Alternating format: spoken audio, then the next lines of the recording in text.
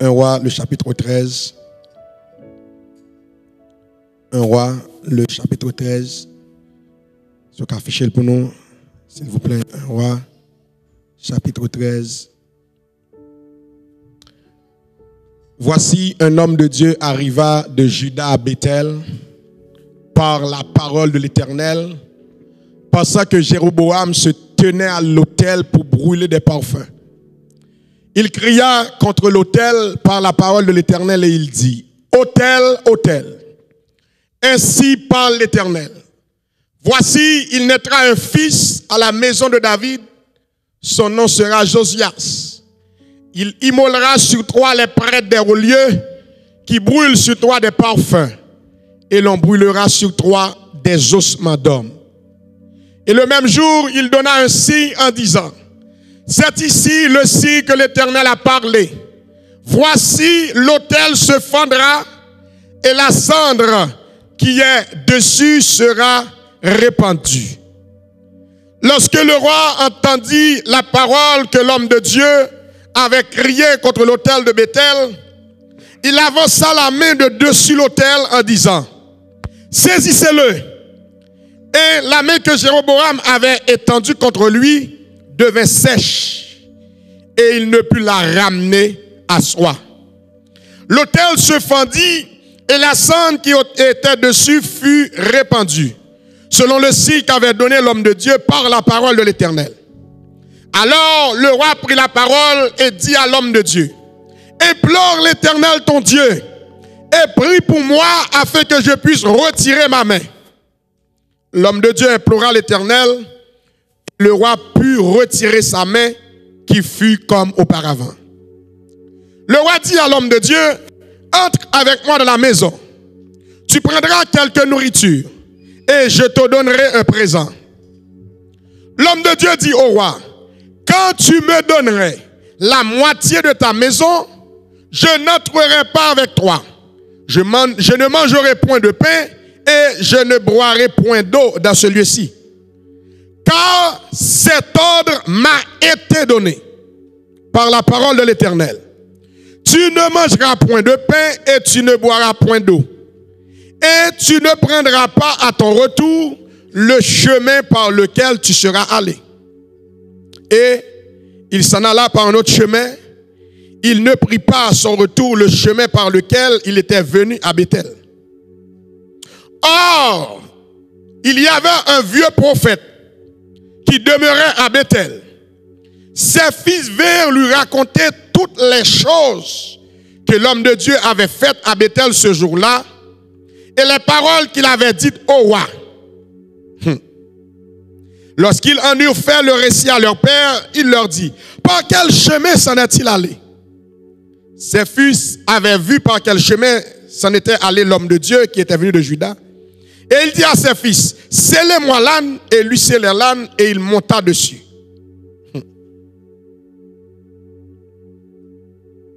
Alléluia. Il alla après l'homme de Dieu, et il le trouva assis sur un tébéret. Il lui dit: es-tu l'homme de Dieu qui est venu de Juda? Il répondit: je le suis. Alors il lui dit: viens avec moi à la maison, et tu prendras quelque nourriture. Mais il répondit: je ne puis ni retourner avec toi, ni entrer chez toi. Je ne mangerai point de pain, je ne boirai point d'eau avec toi en ce lieu-ci. Car il m'a été dit, par la parole de l'Éternel, tu ne mangeras point de pain, tu n'y boiras point d'eau, et tu ne prendras pas à ton retour le chemin par lequel tu seras allé. Et il lui dit: moi aussi, je suis prophète comme toi. Et un ange m'a parlé de la part de l'Éternel, et m'a dit: ramène-le avec toi dans ta maison, et qu'il mange du pain et boive de l'eau. Il lui mentait. L'homme de Dieu retourna avec lui et il mangea du pain et but de l'eau dans sa maison. Comme il était assis à table, la parole de l'Éternel fut adressée au prophète qui l'avait ramené. Et il cria à l'homme de Dieu qui était venu de Juda: ainsi parle l'Éternel, parce que tu as été rebelle à l'ordre de l'Éternel et que tu n'as pas observé le commandement que l'Éternel ton Dieu t'avait donné, parce que tu es retourné et que tu as mangé du pain et bu de l'eau dans ce lieu dont il t'avait dit: tu n'y mangeras point de pain et tu n'y boiras point d'eau, ton cadavre n'entrera pas dans le sépulcre de tes pères. Et quand le prophète qui l'avait ramené eut mangé du pain et qu'il eut bu de l'eau, il scella l'âne pour lui. L'homme de Dieu s'en alla et il fut rencontré dans le chemin par un lion qui le tua. Son cadavre était étendu dans le chemin. L'âne resta près de lui et le lion se tint à côté du cadavre. Je vais finir tout le texte pour moi-même. Ce matin, j'aimerais ça voir avec vous. Et c'est plus un enseignement autour de la prophétie. La prophétie. Qu'est-ce que la Bible dit de la prophétie? Comment nous, Église, nous devons comprendre la prophétie? J'aimerais d'abord vous dire que la prophétie dans le contexte biblique, il désignait avant tout une révélation donnée par Dieu à ses serviteurs. Et ce don de prophétie, il gagnait plusieurs dimensions là-dedans. La première dimension de la prophétie, j'aimerais que vous le voyez comme la révélation de la volonté de Dieu. Que quelqu'un prophétise, la personne révèle la volonté de Dieu. La prophétie sert à communiquer des messages d'encouragement, d'avertissement ou de consolation et parfois à annoncer des événements futurs. Que ce soit à travers la prédication, que ce soit à travers l'enseignement, que ce soit à travers l'interprétation des langues, tout le monde prophétise. Quand quelqu'un prêche, la personne prophétise. Quand quelqu'un enseigne, dans l'enseignement, la personne peut prophétiser. Dans Nombre chapitre 12, le verset 6 à 8, le Seigneur va nous montrer qu'il a choisi de parler par l'intermédiaire de ses serviteurs. Deuxième dimension de la prophétie, nous devons comprendre que la prophétie n'est pas là pour nous faire one-man show. Non. La prophétie est là pour édifier le peuple de Dieu. Dans le Nouveau Testament, la Bible, la prophétie est classée parmi les dons de l'Esprit. L'apôtre Paul, dans 1 Corinthiens 12 et 14, va nous rappeler que ce don sert à fortifier, à encourager et à consoler les croyants. C'est ça la prophétie. C'est la prophétie. Maintenant, souvent ce qui arrive, c'est que il y a plusieurs courants qui disent la prophétie n'existe plus. Ou bien Dieu ne parle plus. C'est une mauvaise compréhension. Parce que quand quelqu'un prêche, la personne prophétise les oracles de Dieu. La personne annonce le message de Dieu. Quelqu'un qui prêche devant toi, la personne est en train de prophétiser. La personne est en train de prophétiser. Mais, le bagage qui est grave par rapport à la prophétie, c'est que quelqu'un qui dit que depuis le temps que la Bible dit, le Seigneur passait, pas la Bible, mais il y a un intervalle de 400 ans que les théologiens ont dit, côté Dieu, il fait silence. Il n'y avait pas de prophète. De Malachie jusqu'à l'avènement de Christ, pas de prophète, il y a un silence zéro, un silence radio, un silence zéro en Israël. Dieu ne parlait pas. Mais est-ce que Dieu parle maintenant? J'aimerais vous dire que Dieu parle maintenant et Dieu va continuer à parler. Mais toutefois, la prophétie, il y a des dérives qui sont liées à la prophétie. Je ne vais pas cacher tout ça. C'est ça qui a amené à poser la question matin. Est-ce que la prophétie est toujours parfaite? On regarde ensemble ça la Bible dit par rapport à ça. La Bible enseigne dans 1 Corinthiens 19, versets 9 et 10. Je vais afficher le texte ça pour moi.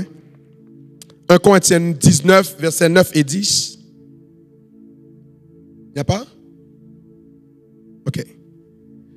La Bible dit, car nous connaissons en partie et nous prophétisons en partie. Mais quand ce qui est parfait sera venu, ce qui est partiel disparaîtra. Ça, vous devez comprendre que la prophétie, il y a une condition imparfaite et partielle. Et la parole de Dieu, dit nous dans 1 Thessaloniciens 5, les versets 20 et 21, de ne pas mépriser la prophétie. De ne pas mépriser la prophétie. Toutefois, dans le même texte, la Bible dit, retenez ce qui est bon. Quand quelqu'un apporte une prophétie, la prophétie, c'est pas la parole incarnée de la prophétie par la parole, pas la parole incarnée, la prophétie par la parole. En nos prophéties, puisque nous connaissons en partie, nous prophétisons en partie, en nos prophéties, il doit y avoir une marque de perfection. C'est ça que fait la Bible nous avertit de retenir ce qui est bon.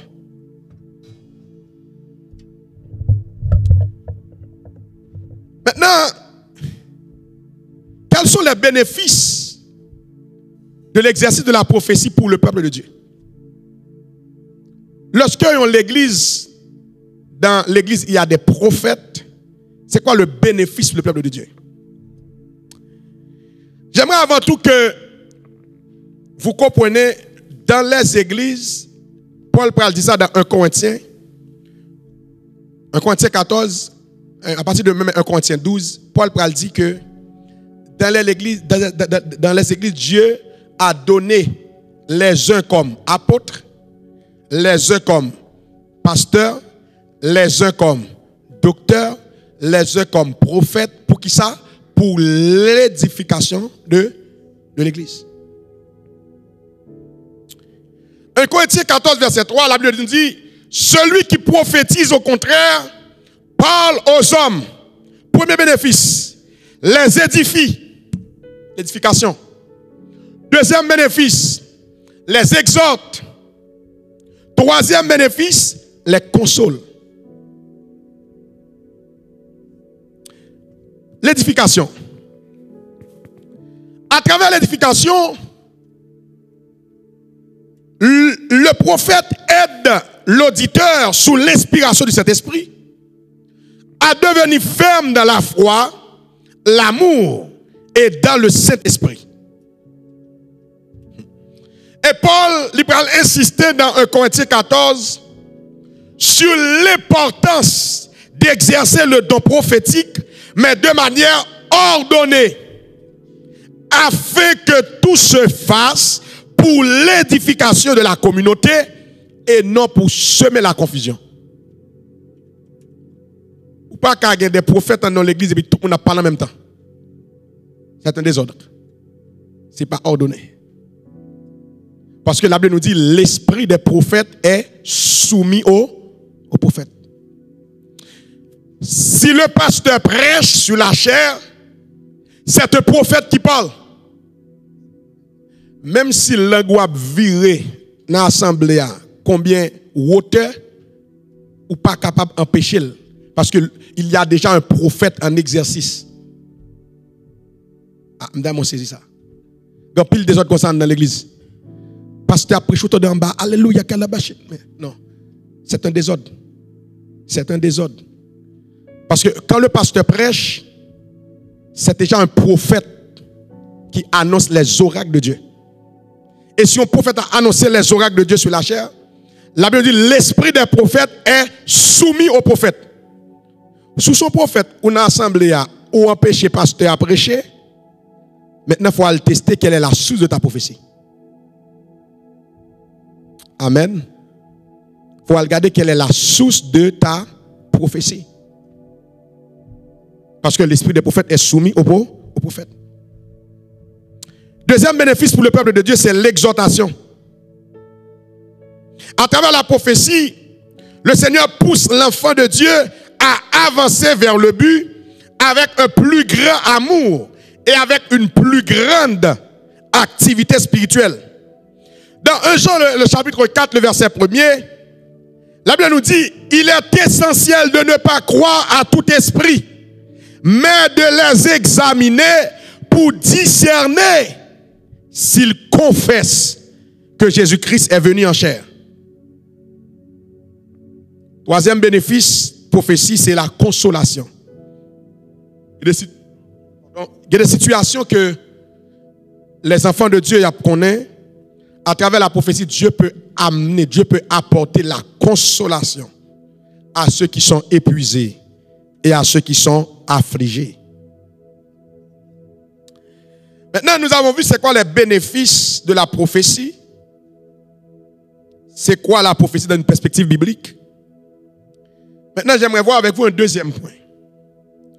Quelles sont les caractéristiques de la vraie prophétie? Bien dit, oui. Les caractéristiques de la vraie prophétie. Si on parle de vraie prophétie, il y a aussi des fausses prophéties. Quelle est la source de la prophétie? Pour discerner une vraie prophétie, à travers les Saintes Écritures, la Bible nous fournit des critères essentiels que nous parlons à travers la Bible. À travers la Bible. Le premier critère pour identifier une prophétie s'il est vrai, c'est la source de la prophétie. La source de la prophétie. J'aimerais vous dire que la prophétie, les Saintes Écritures, ils disent que la prophétie est capable de venir de trois sources. La première source, c'est l'esprit humain. L'esprit humain. Affichez pour moi. Ah, non, il dit pas affiche. Ézéchiel 13, les versets 2 et 3. Ézéchiel 13, versets 2 et 3. Est-ce que mon jeune est capable de lire pour moi? Ézéchiel 13, les versets 2 et 3. Ok, c'est affiché. Merci. Il dit, fils de l'homme, prophétise contre les prophètes d'Israël qui prophétisent. Et dit à ceux qui prophétisent selon leur propre cœur. Dit à ceux qui prophétisent selon quoi? Leur propre cœur. Selon l'esprit humain. Écoutez la parole de l'Éternel. Ainsi parle le Seigneur, l'Éternel. Malheur aux prophètes insensés qui suivent leur propre esprit et qui ne voient rien. Première source prophétie qui s'amène, l'esprit humain. L'esprit humain. Deuxième source de la prophétie, un esprit mensonger. L'esprit mensonger, c'est un esprit qui provient du malin. Regardons ensemble 2 Chroniques 18, verset 21. 2 Chroniques 18, verset 21. Regardons ensemble 2 Chroniques 18, verset 21. Je sortirai, répondit-il, et je serai un esprit de mensonge dans la bouche de tous ces prophètes. L'Éternel dit, tu le séduiras et tu en viendras à bout, sors et fais ainsi. Vous pouvez lire tout le contexte pour comprendre. C'est-à-dire que il y a des prophéties qui sortent directement dans Satan. Parce que Satan, c'est le père du mensonge. En prophétie qui sortit dans l'esprit mensonger, c'est une prophétie qui parle en accord avec la parole de Dieu. Un premier critère, c'est source prophétie. Et il y a trois sources. Il y a l'esprit de l'homme, il y a un esprit mensonger qui provient du malin. Et la troisième source, c'est le Saint-Esprit. Le vrai esprit prophétique du ciel, poussé par le Saint-Esprit. Toute vraie prophétie émane de l'Esprit de Dieu. Toute vraie prophétie. Toute vraie prophétie. Mais, je pral bon une approche controversée. Rappelez-moi que la prophétie, il y a trois sources. L'esprit de l'homme, un esprit mensonger, le Saint-Esprit. Mais il y a aussi des prophéties qui sont un mélange de ces trois sources. C'est ça que la Bible nous dit qu'il faut que nous discernions, il faut que nous demandons à Dieu de nous donner du discernement et de retenir ce qui est bon dans la prophétie. Lumière rouge là qui s'allie, c'est ne méprisez pas les prophéties. C'est ça la lumière rouge. Ne méprisez pas les prophéties. Mais par contre, la Bible nous dit d'examiner la prophétie et de retenir ce qui est bon. La prophétie est capable de nous mêler de ces trois sources. Comment? On va dire, pasteur, comment? À travers Matthieu 16, nous allons comprendre que la prophétie est capable, en dans la même prophétie, l'esprit humain qui a passé, l'esprit du diable qui a passé, et le Saint-Esprit qui a passé dans la même prophétie. C'est quoi l'exemple dans la Bible?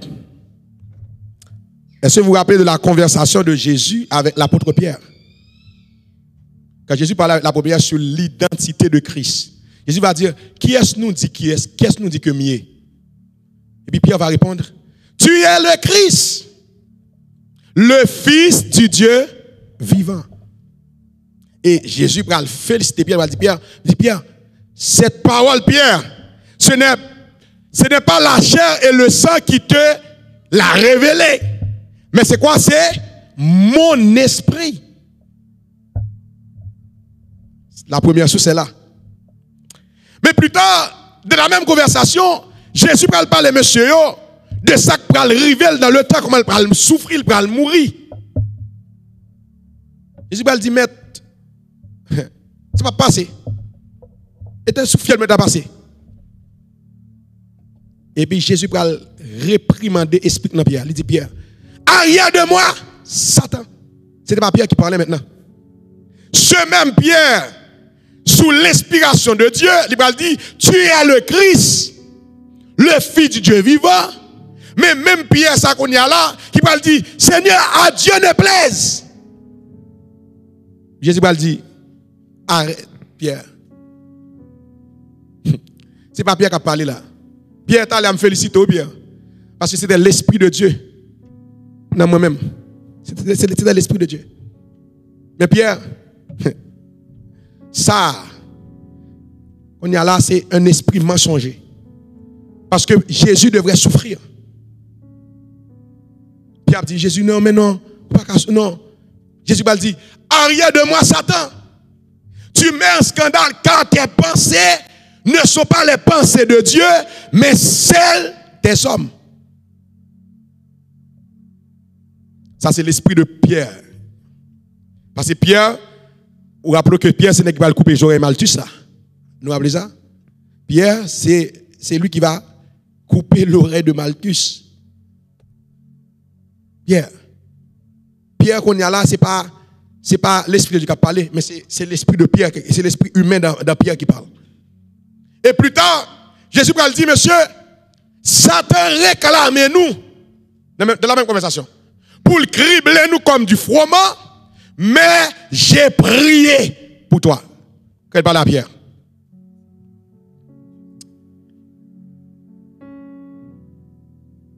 Deuxième critère pour connaître si on prophétie livrée, c'est la conformité de cette prophétie à la parole de Dieu. Mais bien aimé, Dieu ne se contredit jamais. Nous avons écrit jamais en grande lettre, et bien en majuscule. Dieu ne se contredit jamais. Bon Dieu pas fait Alzheimer. Bon Dieu pas dit un bagage jodi et puis demain il dit l'autre bagage. Non. Non. Non. Non. Toute prophétie authentique, toute prophétie qui est vraie, il doit en accord avec la parole de Dieu.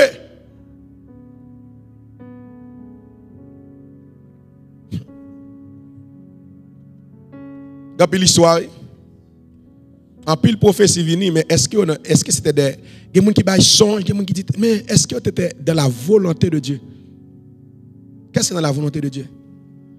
Imagine-toi, tu es une jeune fille et puis, ou gon son qui vient jouer nous, ah non, et son monsieur marié, bon Dieu, va le baou. Cette prophétie n'est pas en accord avec la Bible. C'est pas en accord avec la Bible. Non, c'est pas en accord. C'est pas en accord avec la Bible. Ou bien, je me rappelle, il y avait beaucoup de désordre dans cette église. Un pile prophétie a venu. Mais Dieu ne vit pas dans le désordre. Dieu ne vit pas dans le désordre. Je m'excuse là, Dieu ne vit pas dans le désordre. Dieu ne vit pas dans le désordre. Vous ne pas vivre dans le désordre. Si le désordre doit faire, tout ça va porter, c'est l'esprit humain. Du pape de Dieu. Parce que Dieu n'est pas dans le désordre. Tu vas dans le désordre. Troisième critère, c'est le mode de vie du prophète. Jésus nous avertit dans Matthieu 7, les versets 15 à 20, que nous reconnaîtrons les faux prophètes à leur fuite. Un prophète véritable manifeste dans sa vie l'amour, la joie, la paix, la patience, la bonté, la fidélité et la maîtrise de soi. C'est ça un bon prophète.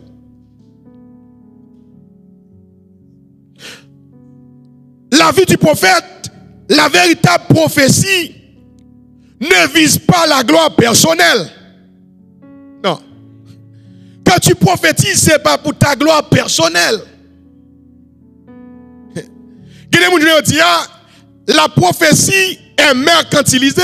Je veux dire, on a fait marcher à la prophétie. Ah, ma bonne prophétie là, oui. Non. Non. Non. La prophétie authentique reconnaît que c'est Dieu qui inspire ses paroles et cherche à rendre toute gloire à celui qui communique le message. La source n'est pas toi, c'est le Saint-Esprit. Pourquoi tu prends la gloire? Pourquoi tu prends la gloire comme prophète? Pourquoi tu prends la gloire comme prophète? De plus, le prophète doit être toujours prêt à accepter qu'il n'est pas parfait de la chair et qu'il n'est pas infaillible. Si un prophète dit que c'est tout puissant lié, il faut questionner. Non. Parce que le prophète est encore un humain sur la terre. Il n'est pas un super chrétien. Non. Non. Le prophète, c'est quelqu'un que Dieu a mis un don, une grâce spéciale en lui pour un mandat bien déterminé. Non. Si que vous pensez comme prophète ou puissant, eh bien, la Bible dit celui qui s'élève sera abaissé. Celui qui s'abaisse sera élevé. Comme prophète, nous devons savoir que nous connaissons en partie. Nous prophétisons en partie. Comment passons comme toute bagarre comme prophète? Non. Ah, ma soeur vient me prier avant. L'Esprit a révélé quand même ça qui passe. Mais non. Ça se peut que tu n'es pas prophète sur sa vie. Tout le monde regarde là, il y a des gens qui pensent que la prophétie c'est une recette. La prophétie n'est pas une recette. Tu peux être prophète et puis Dieu ne t'utilise pas pour quelle personne. Ça veut dire qu'on n'est pas prophète. Mais Dieu ne veut pas t'utiliser dans ce mandat-là. Mais il y a des gens qui pensent que tu as prophétisé sur tout le monde. Il y a un problème. Il y a un problème. Le mode de vie du prophète, une prophétie doit porter ses fruits dans le temps. Si ce qui a été annoncé ne se réalise pas, c'est un indice que le message ne vient pas de Dieu. Comme le souligne Deutéronome 18, verset 22. Si ça m'a annoncé à pas fait, ce message n'était pas de Dieu. Mais par contre,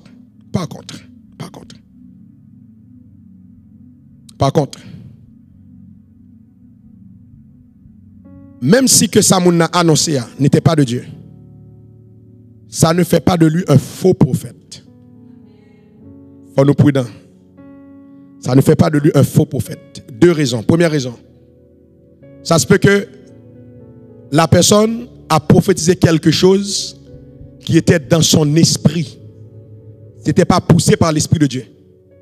C'était pas poussé par l'Esprit. C'est la raison pour laquelle la Bible nous demande d'examiner et retenir ce qui est bon. Parce que au monde qui doit prophétiser là, c'est ça, dans l'esprit, il l'a prophétisé. Ok? Est-ce que ça veut dire un faux prophète? Il faut être prudent. Parce que la personne peut-être à ses débuts dans le ministère de prophétie. Parce que souvent, ce qui arrive, dans le monde séculier, si on monde fait une erreur dans l'exercice de sa profession, à ses débuts, nous acceptons. Par exemple, si on médecin, par exemple, un médecin, à ses débuts, il y a des erreurs qu'il a fait. Il y a un infirmier à ses débuts, il y a des erreurs qu'il a fait. Mais par contre, il y a des erreurs qui sont inacceptables. Bien entendu. Mais à ses débuts, il y a un prophète qui doit annoncer son bagage. Et puis il peut arriver. Mais après, bon Dieu vient utiliser. C'est à fait que il est important d'avoir de l'esprit de discernement.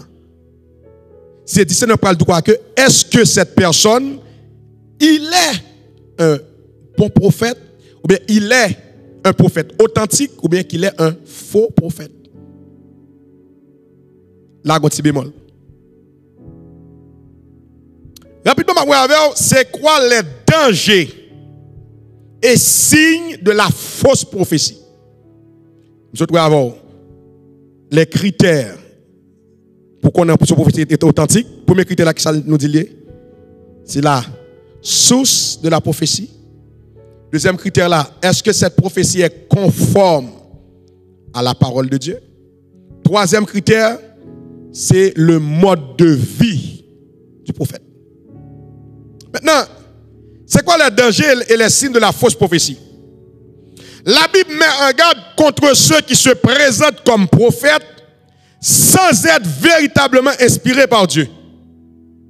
Premier élément qui permet de découvrir une fausse prophétie, c'est l'incohérence à la parole de Dieu. Si une prophétie est en contradiction avec la parole, c'est une fausse prophétie. Pour les gens qui font droit, en droit, il dit qu'il y a plusieurs sources du droit. En la question prophétie, première source prophétie, c'est les saintes écritures, c'est la parole. Si prophétie n'est pas en accord avec la parole, c'est une fausse prophétie. C'est le premier élément. Et Jésus parle avertir nous dans Matthieu 7, verset 15. Gardez-vous des faux prophètes. Gardez-vous des faux prophètes. Deuxième signe, ou bien deuxième danger qu'il y a par rapport à la fausse prophétie, c'est des motivations égoïstes et manipulatrices. Depuis un prophète a manipulé, c'est égo personnel qui a un problème. La prophétie n'est pas là pour manipuler les enfants de Dieu. Non. Vous savez là pour ça. À travers la prophétie, il y a des prophètes qui recherchent du pouvoir ou de la gloire personnelle. Certains faux prophètes exploitent leurs prétendus dons pour manipuler ou contrôler les croyants, souvent à des fins financières ou de domination spirituelle. Faux prophète. Manipulation, faux prophète. Motivation égoïste, faux prophète. Si l'argent besoin de faire, besoin de gloire personnelle, tu es un faux prophète.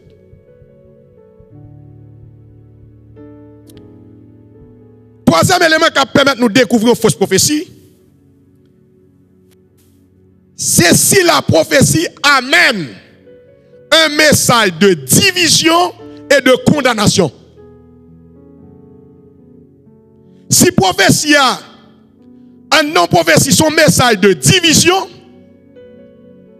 il est contraire à la parole. Contrairement à la vraie prophétie qui édifie l'église, la fausse prophétie peut semer la discorde, la peur et détourner les fidèles de la vérité de l'évangile. La fausse prophétie. La fausse prophétie qui ça le fait encore. Dans Romains 8, verset 1er, la Bible déclarait: il n'y a donc maintenant aucune condamnation pour ceux qui sont en Jésus-Christ. Quand la condamnation lui remplaçait la consolation, on devrait rejeter cette prophétie. Parce que la prophétie est là pour consoler et non pour condamner. Oui, c'est pas là pour le condamner. Pas là pour le condamner. Mesdames, ça te fait certain que plusieurs vies ont été probablement blessées, confuses par un mauvais emploi de la prophétie. Mais retenez que la parole de Dieu nous ordonne de ne pas mépriser les prophéties. Ou qu'à passer en pile bagaille qu'il y a à la prophétie, ou t'es fait expert au faux prophète. Je me rappelle, il y a quelqu'un, et puis, on a fait référence à faux prophète, et puis même faux prophète l'a dit, al chercher humilité. Il a passé contre la humilité en dans toilette pour mettre bouche pour mettre tête dans la bouche toilette là. Mon prophète qui dit ça. C'est quoi ça vous chercher humilité? C'est quoi vous chercher humilité? Faites attention. Faites attention. Ne méprisez pas les prophéties, mais examinez-les et retenez ce qui est bon. Frères et sœurs, moi-même, personnellement, j'ai été témoin oculaire et auriculaire de merveilleux bienfaits engendrés par Dieu par le don de la prophétie. Je ne peux pas dire que la prophétie pas existé. Je ne peux pas dire que la prophétie pas bon. Non. Même nous matin que il faut qu'on examine et retenir ce qui est bon. Parce que une chose pour faire attention, c'est que dans le dernier temps, Dieu va parler avec les hommes à travers quoi? C'est à travers les prophéties. Une prédication, c'est une prophétie. Quand la personne parle en langue, il interprète. La personne est en train de prophétiser des oracles de la part de Dieu, des choses qui vont se passer dans le futur. Si que nous fermons à la prophétie, nous fermons aussi à la révélation de Dieu. Non. Je voudrais vous dire, c'est un piège de l'ennemi. L'ennemi essaie de nous décevoir et de noircir notre vision par rapport à cette merveilleuse œuvre de Dieu. Et bien, bon Dieu a fait dans mi-temps nous, l'a fait pendant que le pasteur prêche, il annonce les oracles de Dieu, il prophétise sur votre vie. Et bien, bon Dieu a opéré dans mi-temps nous. N'est-ce pas la Bible, dans Acte 13, qui va dire, il y avait dans l'église d'Antioche des prophètes et des docteurs. Il y avait dans l'église d'Antioche quoi? Des prophètes et des docteurs. Et j'aimerais vous dire, à l'église des premiers chrétiens, il y a encore des prophètes, il y a encore des docteurs. Et s'il y a des docteurs et des prophètes, il y a des bagages qui Dieu confirmer nous. Des bagages qui Dieu révéler nous. Parce que Dieu a mis dans ces hommes, dans ces femmes, une grâce. Pourquoi? Pour l'édification du peuple, pour l'exhortation du peuple et pour la consolation du peuple. Que le Seigneur vous bénisse.